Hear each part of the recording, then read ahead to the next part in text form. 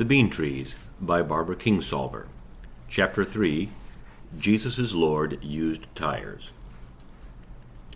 We crossed the Arizona state line at sunup.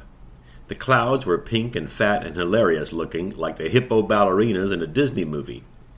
The road took us through a place called Texas Canyon that looked nothing like Texas, heaven be praised for that, but looked like nothing else I had ever seen either. It was a kind of forest, except that in place of trees there were all these puffy-looking rocks shaped like roundish animals and roundish people. Rocks stacked on top of one another like piles of copulating potato bugs. Wherever the sun hit them, they turned pink. The whole scene looked too goofy to be real. We whizzed by a roadside sign on which I could make out a dinosaur. I wondered if it told what kind of rocks they were, or if it was saying that they were actually petrified dinosaur turds. I was laughing my head off. "This is too much," I said to the Indian child. "This is the best thing I've seen in years." Whether my car conked out or not, I made up my mind to live in Arizona. It was the second day of the new year. I had stayed on at the Broken Arrow through most of the holidays, earning some money, changing beds. The older woman with the shakes, whose name was Mrs. Hoge, was determined that I should stay a while. She said they could use the extra help during the Christmas season, especially since her daughter-in-law's ankles were giving her trouble, which is no wonder. A human ankle is not designed to hold up 250 pounds. If we were meant to weigh that much, we would have big round ankles like an elephant or a hippopotamus. They did get quite a few folks at Christmas time passing through on their way to some place or on one side or the other of Oklahoma, which is where I longed to be. But on the other hand, I was glad for the chance to make some bucks before I headed on down the pike. Mrs. Hoge's ulterior motive, I believe, was the child, which she looked after a great deal of the time. She made it plain that her fondest wish was to have a grandbaby. Whenever Fat Irene would pick up the baby, which was not too often, Miss Hoge would declare, "Irene, you don't know how becoming that looks," as if someone ought to have a kid because it looked good on them. By this time I had developed a name for the child, at least for the time being. I called her Turtle, on account of her grip.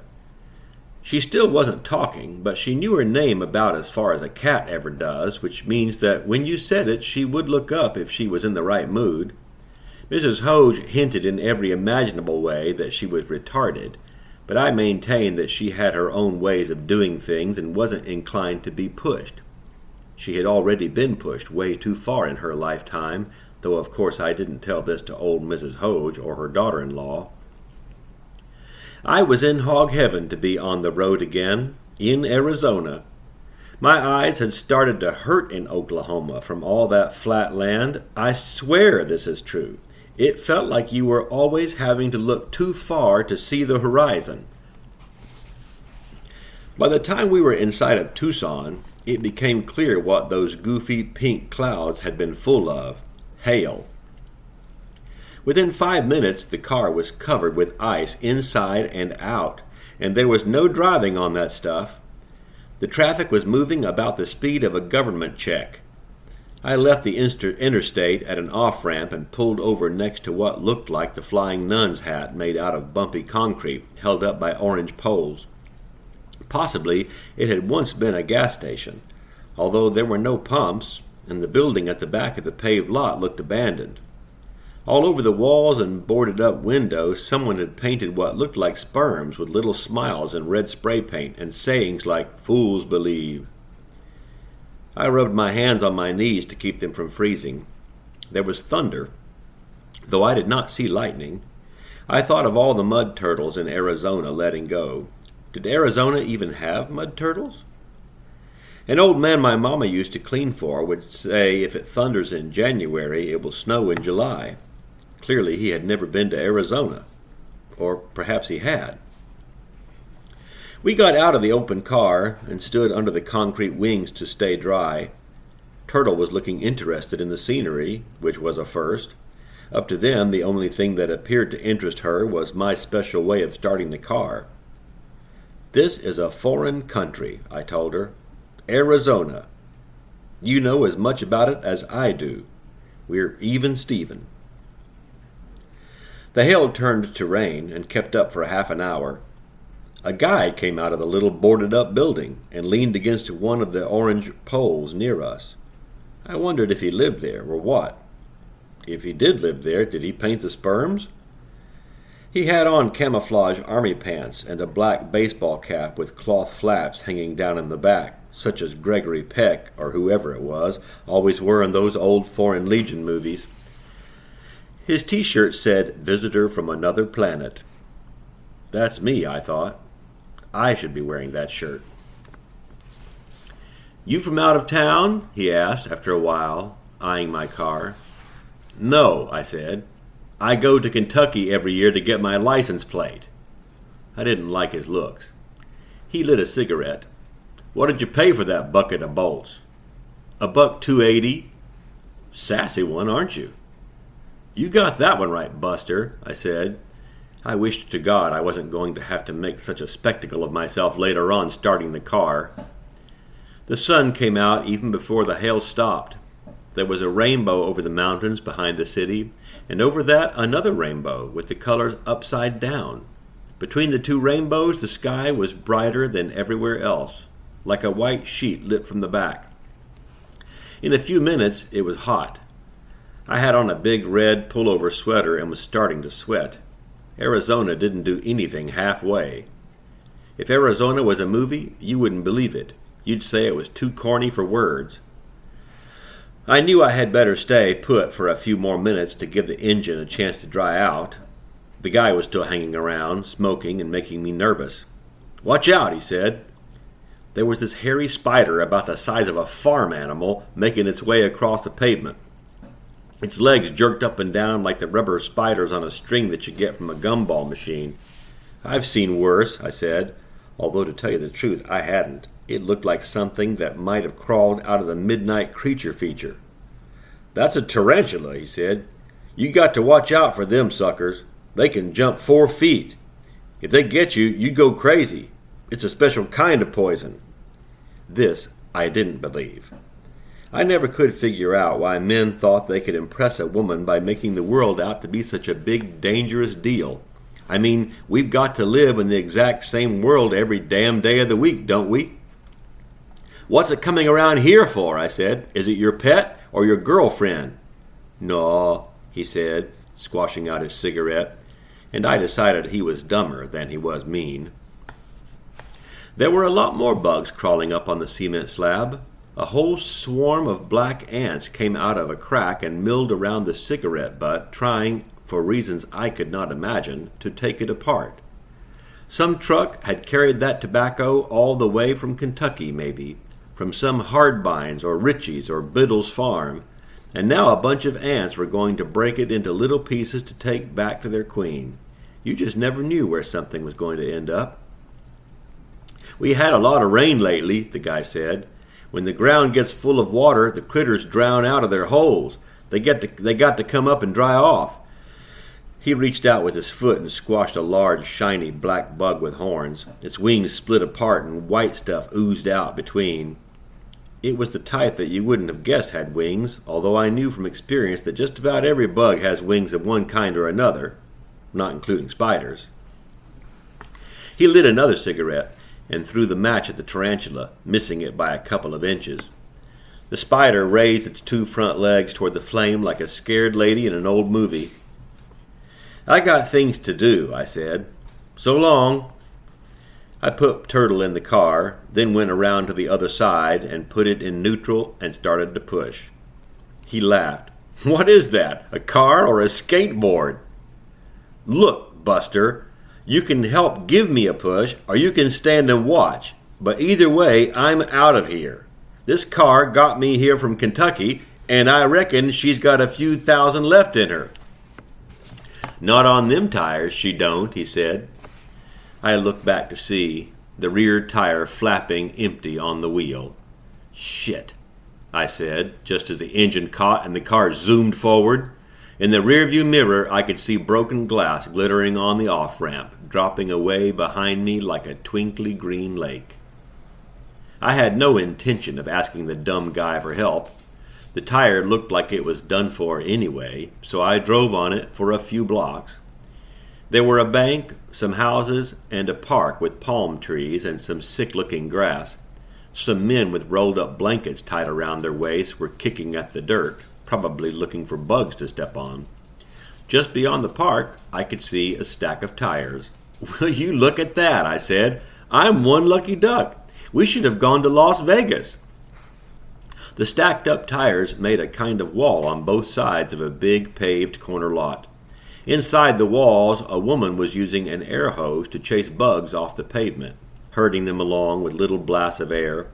She was wearing blue jeans and cowboy boots and a red bandana on her head.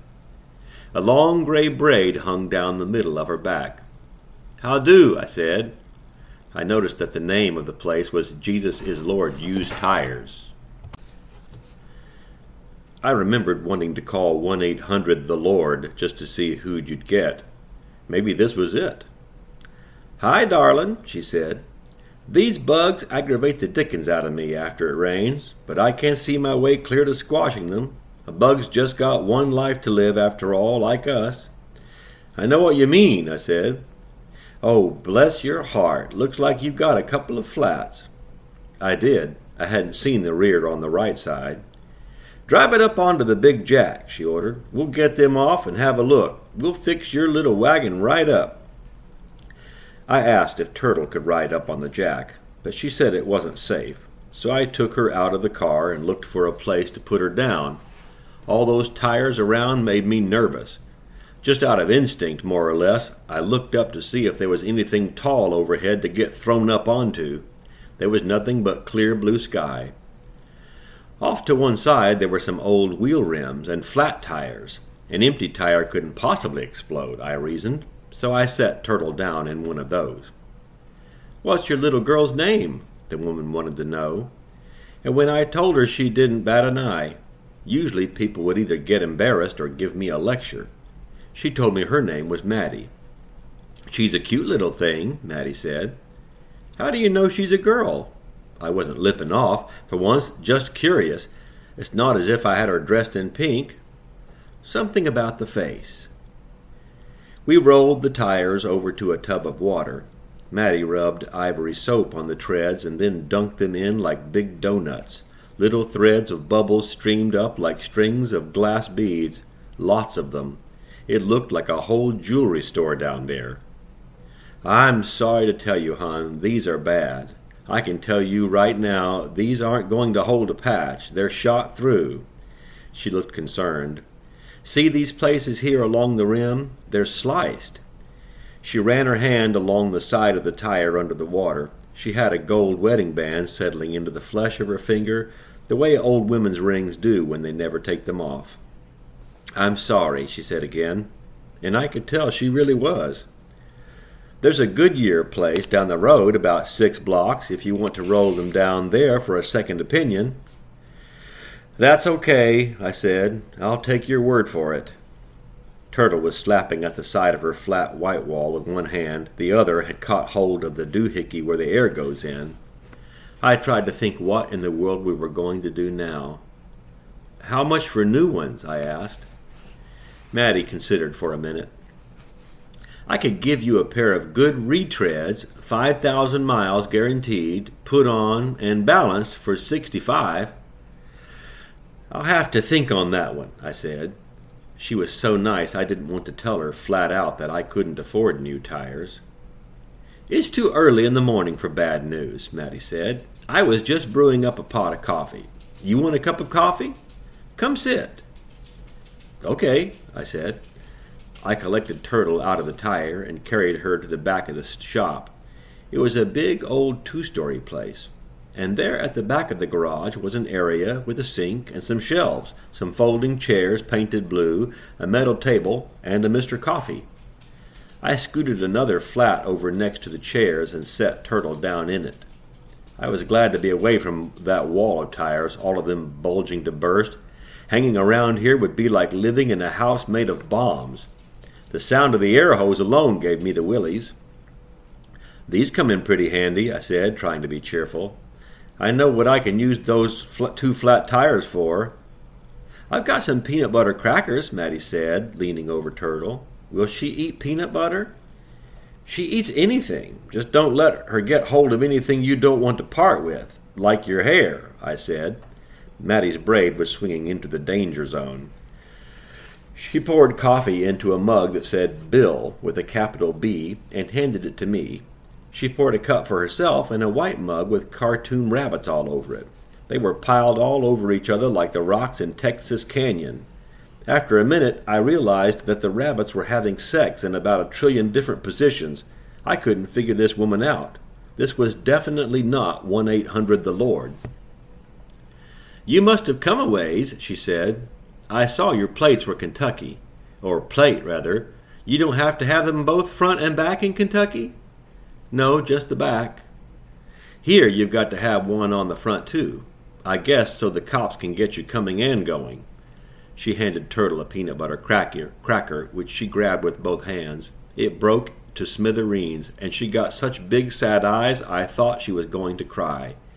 "It's all right, honey," Maddy said. "You put that one in your mouth, and I'll give you another one." Turtle did. I was amazed. She had never been this kind to Mrs. Hoge. Maddy was clearly accustomed to dealing with kids.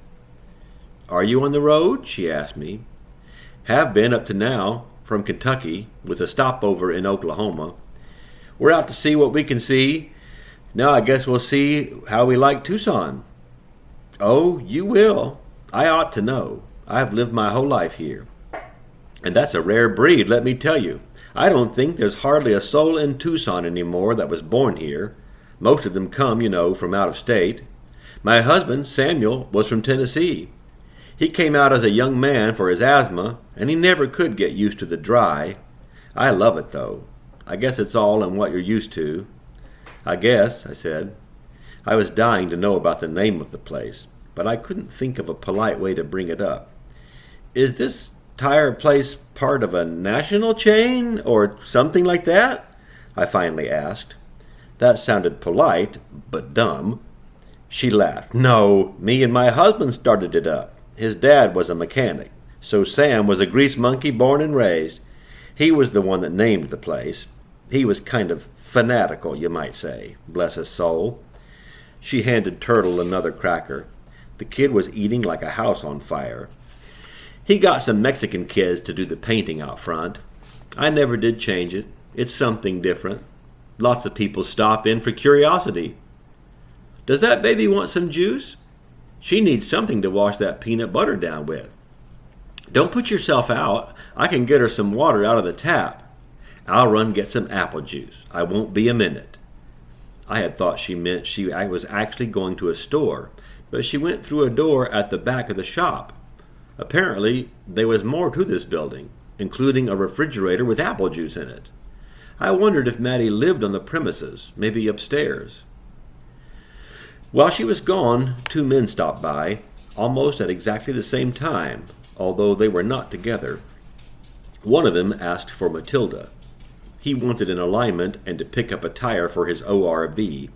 He said it as though everybody ought to know what an ORV was, and maybe have 1 or 2 at home. The other man had on a black shirt with a white priest's collar and blue jeans, of all things. I wondered if maybe he was some kind of junior varsity priest. I really had no idea. They didn't have Catholics in Pittman. "She'll be back in about 2 seconds, I told him. "She just went to get something." The ORV fellow waited, but the priest said he would come back later. He seemed a little jumpy. As he drove away, I noticed there was a whole family packed into the back of his station wagon. They looked like Indians. "Well, how in the world are you, Roger?" Maddy said when she came back. "Just make yourself at home, hon. This won't take a minute," she told me, and handed me an orange cup with a little drinking spout, which must have been designed especially for small children. I wondered if it was hard to fill it through that little spout. Once Turtle got her hands on this cup, she wasn't going to want to give it up. Roger drove his car onto a platform that was attached to a red machine with knobs and dials on it. Maddy started up the machine, which made the front tires of Roger's Toyota spin around, and after a minute she laid down on one shoulder and adjusted something under the front. She didn't get that dirty either. I had never seen a woman with this kind of know-how. It made me feel proud somehow. In Pittman, if a woman had tried to have her own tire store, she would have been run out of business. That, or the talk would have made your ears curl up like those dried apricot things. If Jesus is indeed Lord, I said to myself, he surely will not let this good, smart woman get blown sky high by an overfilled tire, or me either, while he's at it. The two of them went out to the wall of tires and pulled down a couple of smallish fat ones. They hit the ground with a smack, causing both Turtle and me to jump. Roger picked one of them up and dribbled it like a basketball. He and Maddy were talking, and Roger was making various vibrating sounds with his lips. I suppose he was trying to describe something that was wrong with his ORV. Maddy listened in an interested way. She was really nice to Roger, even though he was bald and red-faced and kind of bossy. She didn't give him any lip. When she came back, Turtle had drunk all her juice and was banging the cup against the tire, demanding more in her speechless way. I was starting to get embarrassed. "You want some more juice, don't you?" Maddy said to Turtle in a grown-up-to-baby voice. "It's a good thing I brought the whole bottle down in the first place." "Please don't go out of your way," I said. "We've put you out enough already. I have to tell you the truth. I can't even afford to buy one tire right now, much less two. Not for a while anyway, until I find work and a place for us to live." I picked up Turtle, but she went on banging the cup against my shoulder. "Why, honey, don't feel bad. I wasn't trying to make a sale. I just thought you two needed some cheering up." She pried the cup out of Turtle's hand and refilled it. The top snapped right off. I hadn't thought of that. "You must have grandbabies around," I said. "Mm-hmm, something like that." She handed the cup back to Turtle, and she sucked on it hard, making a noise like a pond frog. I wondered what exactly could be something like grandbabies. "It's so dry out here, kids will dehydrate real fast," Maddy told me. "They'll just dry right up on you. You have to watch out for that." "Oh, right," I said. I wondered how many other things were lurking around waiting to take a child's life when you weren't paying attention. I was useless. I was crazy to think I was doing this child a favor by whisking her away from the Cherokee Nation. Now she would probably end up mummified in Arizona. "What kind of work you looking for?" Maddy rinsed the coffee cups and set them back upside down on a shelf. A calendar above the shelf showed a bare-chested man in a feathered headdress and heavy gold arm bracelets carrying a woman who looked dead or passed out. "Anything, really. I have experience in house cleaning, x-rays, urine tests, and red blood counts, and picking bugs off bean vines." Maddy laughed. "That's a peculiar resume." "I guess I've had a peculiar life," I said. It was hot. Turtle was spilling or spitting juice down my shoulder blade, and I was getting more depressed by the minute. "I guess you don't have bean vines around here," I said. "That kind of limits my career options." "Well, heck yes, girl, we've got bean vines," Maddy said. "Even purple ones. Did you ever see purple beans?" "Not that we're alive," I said. "Come on back here and let me show you something." We went through the door at the back, which led through a little room jam-packed with stuff.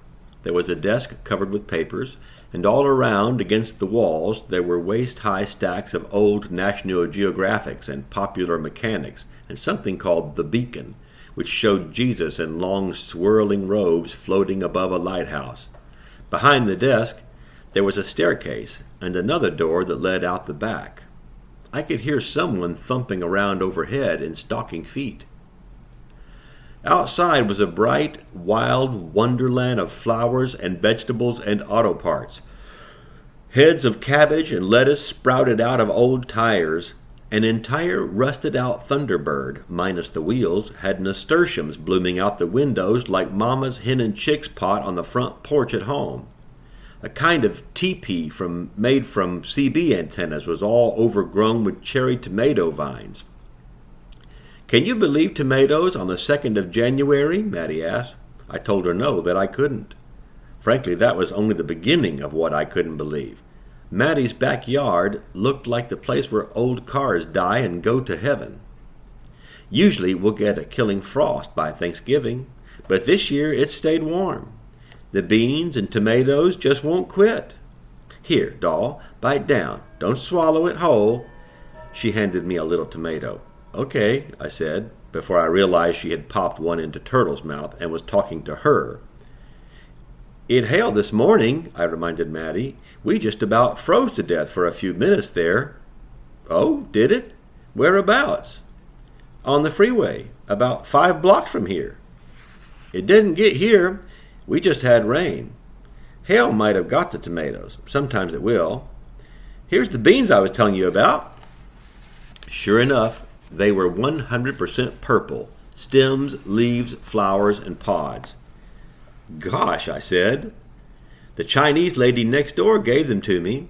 She waved toward a corrugated tin fence that I hadn't even noticed before. It was covered with vines, and the crazy quilt garden kept right on going on the other side, except without the car parts. The purple beans appeared to go trooping on down the block, climbing over anything in their path. They're originally from seeds she brought over with her in 1907, Maddy told me. Can you picture that? Keeping the same beans going all these years? I said I could. I could picture these beans marching right over the Pacific Ocean, starting from somebody's garden in China and ending up right here. Maddy's place seemed homey enough, but living in the hustle-bustle of downtown Tucson was like moving to a foreign country I'd never heard of, or a foreign decade. When I'd crossed into Rocky Mountain time, I had set my watch back 2 hours and got thrown into the future. It's hard to explain how this felt. I went to high school in the 70s, but you have to understand that in Pittman County, it may as well have been the 50s. Pittman was 20 years behind the nation in practically every way you can think of, except the rate of teenage pregnancies. For instance, we were the last place in the country to get the dial system. Up until 1973, you just picked up the receiver and said, "Marge, get me my Uncle Roscoe," or whoever. The telephone office was on the 3rd floor of the courthouse, and the operators could see everything around Main Street Square, including the bank, the drugstore, and Dr. Finchler's office. She could tell you if his car was there or not. In Tucson, it was clear that there was nobody overlooking us all. We would just have to find our own way. Turtle and I took up residence in the Hotel Republic, which rented by the week and was within walking distance of Jesus' Lord's. Maddy said it would be all right to leave my car there for the time being. This was kind of her, although I had visions of turnips growing out of it if I didn't get it in running order soon. Life in the Republic was nothing like life at the Broken Arrow, where the only thing to remind you weren't dead was the constant bickering between old Mrs. Hoge and Irene. Downtown Tucson was lively, with secretaries clicking down the sidewalks in high-heeled sandals, and banker and lawyer types puffy-necked in their ties, and in the evenings, prostitutes in get-ups you wouldn't believe. There was one who hung out near the Republic who wore a miniskirt that looked like Reynolds wrap, and almost every day a new type of stockings. Fishnets in all different colors, and one pair with actual little bows running down the backs. Her name was Cheryl. There was also a type of person who lived downtown full-time, not in the Republic, but in the bus station or on the sidewalk around the Red Cross Plasma Center. These people slept in their clothes. I know that living in the Republic only put me a few flights of stairs above such people, but at least I did sleep in pajamas. And then there was this other group. These people did not seem to be broke, but they wore the kind of clothes Mama's big house ladies used to give away, but you would rather go naked than wear to school. Poodle skirts and things of that kind. Standing in line at the lunch counters and coffee shops, they would rub the backs of each other's necks and say, "You're holding a lot of tension here." They mainly didn't live downtown, but had studios and galleries and empty storefronts that had once been J.C. Penney's and so forth. Some of these still had the old signs on the faces of the brick buildings, which is to say that at first I had no idea what was going on in those storefronts. One of them that I passed by nearly every day had these two amazing things in the front window. It looked like cherry bombs blowing up in boxes of wet sand, and the whole thing just frozen mid-kaboom. Curiosity finally got the better of me, and I walked right in. I knew this was no Woolworth's. Inside there were more of these things, one of them taller than me and kind of bush-shaped, all made of frozen sand. A woman was writing something on a card under one of the sand things that was hanging on the back, kind of exploding out of a metal frame.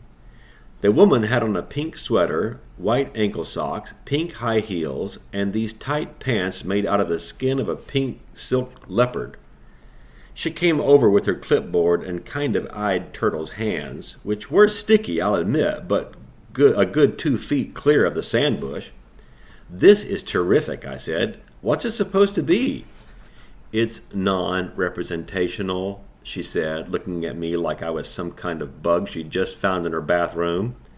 "Excuse me for living," I said.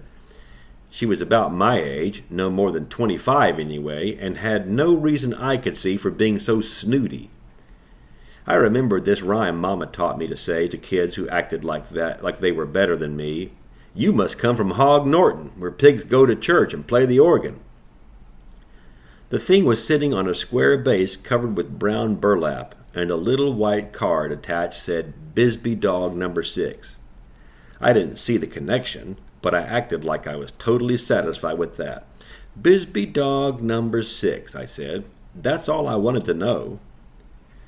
Turtle and I went all around, checking out the ones on the walls. Most of them were called something relief: ascendant relief, endogenous relief, motive relief, galvanic relief. After a while, I realized that the little white cards had numbers on them, too. Numbers like $400. "Comic relief," I said to Turtle. "This one is instant relief," I said. "See, it's an Alka-Seltzer frozen between the plop and the fizz." On some days, like that one, I was starting to go a little bit crazy. This is how it is when all the money you have can fit in one pocket and you have no job and no prospects. The main thing people did for money around there was to give plasma, but I drew the line. "Blood is the body's largest organ," I could just hear Eddie Ricketts saying, and I wasn't inclined to start selling my organs while I was still alive. I did inquire there about work, but the head man in a white coat and puckery white loafers looked me over and said, "Are you a licensed phlebotomist in the state of Arizona?" In this tone of voice, like who was I to think I could be on the end of the needle that doesn't hurt, and that was the end of that. Down the block from the plasma center was a place called Burger Derby. The kids who worked there wore red caps, red and white striped shirts, and what looked like red plastic shorts. One of them, whose name tag said, "Hi, I'm Sandy," also wore tiny horse earrings, but that couldn't have been part of the uniform. They couldn't make you pierce your ears. That would have to be against some law. Sandy usually worked in the morning shift alone, and we got to know each other. My room in the Republic had a hot plate for warming cans of soup, but sometimes I ate out just for the company. The Burger Derby was safe. No one there was likely to ask you where you were holding your tension. Sandy turned out to be horse crazy. When she found out I was from Kentucky, she treated me like I had personally won the Derby. "You are so lucky," she said. "My absolute dream is to have a horse of my own and braid flowers in its mane and prance around in a ring and win ribbons and stuff." She had this idea that everyone in Kentucky owned at least one thoroughbred, and it took me some time to convince her that I had never even been close enough to a horse to get kicked. "In the part of Kentucky I come from, people don't own thoroughbreds," I told her. "They just wish they could live like one." The thoroughbreds had their own swimming pools. My whole county didn't even have a swimming pool. I told her what a hoot we all thought it was when these rich guys paid $6 million for Secretariat after his running days were over, since he was supposedly the most valuable stud on the face of the earth, and then he turned out to be a reticent breeder, which is a fancy way of saying homosexual. He wouldn't go near a filly for all the sugar in Hawaii. Sandy acted kind of shocked to hear this news about Secretariat's sex life. Didn't you know that? I'm sure that made the national news.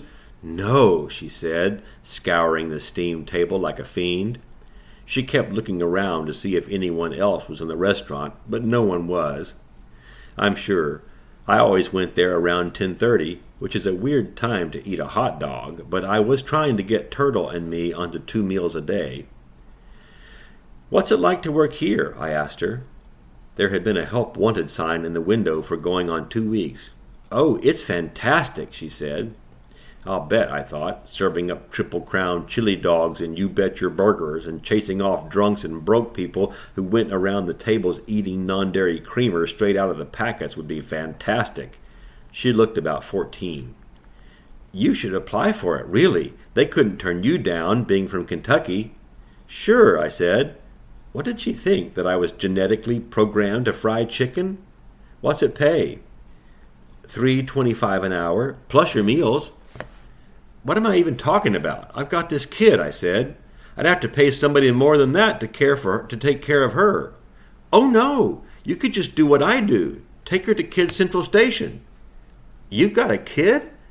Yeah, a little boy, 21 months. I had thought Pittman was the only place on earth where people started having babies before they learned their multiplication tables. I asked her what Kids Central Station was. It's free. See, it's this place in the mall where they'll look after your kids while you shop. But how do they know? See what I mean? The only thing is you have to go and check in every 2 hours to prove you're still shopping, so I just dash over there on my breaks. The number 5 bus just goes right straight there. Or I'll get some friend to go. The people that work there don't know the difference. I mean, they've got these jillion kids crawling all over the place. How are they going to know if somebody's really one of them's mother? Sandy was sliding the little white buckets of cauliflower and shredded carrots and garbanzo beans into the holes in the salad bar, getting ready for the lunch crowd. For some odd reason, they had artificial grapes strewed out over the ice all around the buckets. I'll go check it out, I said, although I already had a good notion of what it would be like. If you're going right now, could you check in for my little boy? His name's Seattle. I'm sure he's the only one there named Seattle. Just make sure he's okay, will you? Like Seattle, Washington?